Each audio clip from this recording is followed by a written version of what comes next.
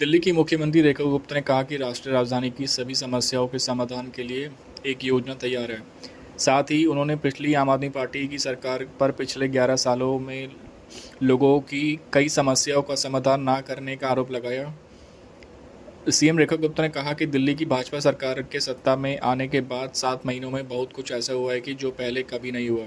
उन्होंने कहा कि दिल्ली का एक मुख्यमंत्री पूरे कार्यकाल के लिए जनता के साथ है। दूसरी बात, दिल्ली की सभी समस्याओं के समाधान करने के लिए एक योजना तैयार है और एक समय सीमा भी उपलब्ध है। मैं लोगों की किसी भी समस्या के लिए समाधान के लिए हमेशा उपलब्ध हूँ। मुख्यमंत्री ने कहा कि यमुना नदी की सफाई कोई आसान काम नहीं है, लेकिन लोगों का भरोसा हो रहा है कि एक दिन यह साफ़ हो जाएगी। उन्होंने कहा कि नदी में गिरने वाले लोगों की सफाई का काम शुरू हो गया है, जो आप सरकार के कार्यकाल में कभी नहीं हुआ। उन्होंने कहा कि हमने नए एसटीवी बनाए हैं और 9,000 करोड़ की लागत से काम शुरू किया है। इसमें से लगभग 4,000 करोड़ रुपए से इस सेवा पखवाड़े के दौरान यमुना की सफाई के लिए शुरू किए गए हैं। मुख्यमंत्री ने बताया कि सबसे बड़ी चुनौती यह है कि दिल्ली में हर दिन लगभग 12,000 मीट्रिक टन कचरा आता है, लेकिन केवल 7,000 मीट्रिक टन ही हटाया जाता है। अब हमारा लक्ष्य हर दिन 15,000 मीट्रिक टन कचरा इकट्ठा करना है, तभी इसमें थोड़ी कमी आएगी। अब कचरे के पहाड़ छोटे हो गए हैं और हमने वहाँ पेड़ लगा दिए हैं। हमें पता है कि कैसे जैसे जैसे हम शून्य अपशिष्ट लक्ष्य हासिल करेंगे, हवा बेहतर होगी और कचरा कम होगा।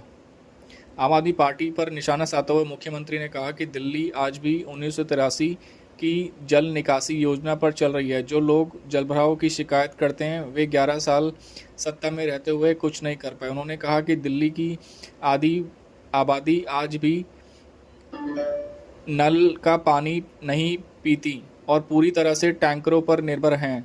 उनके पास अपनी 11 साल की सरकार के कामों का कोई जवाब नहीं है।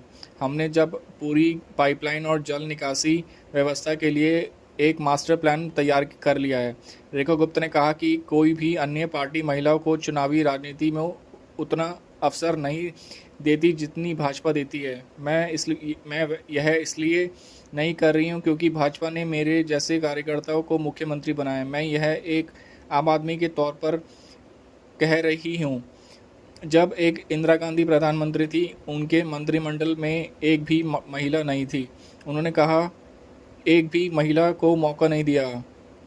आम आदमी पार्टी में भी तो महिला कल्याण और विकास विभाग भी पुरुषों के हाथों में है। उन्होंने अपनी ही सांसद स्वाति मालीवाल पर भी हमला किया।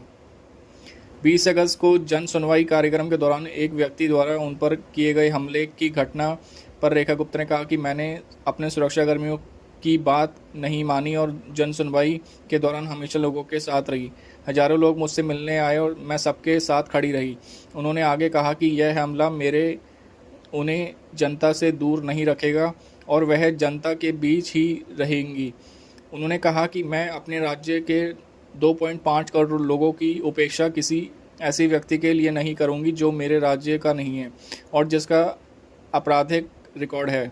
मुख्यमंत्री ने कहा कि पदभार ग्रहण करने के बाद से उन्हें सड़क पर रुकना, कुछ खाना, खरीदारी करना, दोस्तों के साथ बातचीत करना या परिवार के साथ अच्छा समय बिताना बहुत याद आता है। उन्होंने कहा कि अब मुझे लगता है कि आपके जीवन का हर पल जनता का है। इस राज्य की एक बहन होने के नाते मैं आगे बढ़कर उन सभी जिम्मेदारियों को निभाने की कोशिश कर रही हूँ।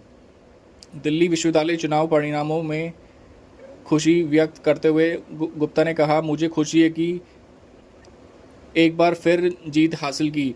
हमारे 3 पदाधिकारी जीते हैं। जब भी उन्हें अपना मुख्यमंत्री दीदी की ज़रूरत होगी, मैं हमेशा उनके लिए मौजूद रहूंगी। उन्होंने कहा कि कांग्रेस पार्टी हर किसी पर दोष मढ़ती रहती है।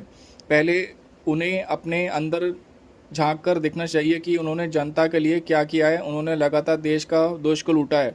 अब जब जनता आपको फटकार लगा रही है और हरा रही है, तो आप बड़े बड़े दावे कर रहे हैं। ईवीएम हैकिंग के कांग्रेस के दावों पर गुप्ता ने कहा कि सवाल तभी उठाए गए जब भाजपा जीत गई। उन्होंने कहा कि यह रिकॉर्ड फार्मूला कहाँ लिखा है। राहुल गांधी को जनता को गुमराह करने और झूठ फैलाने के अलावा कुछ नहीं आता।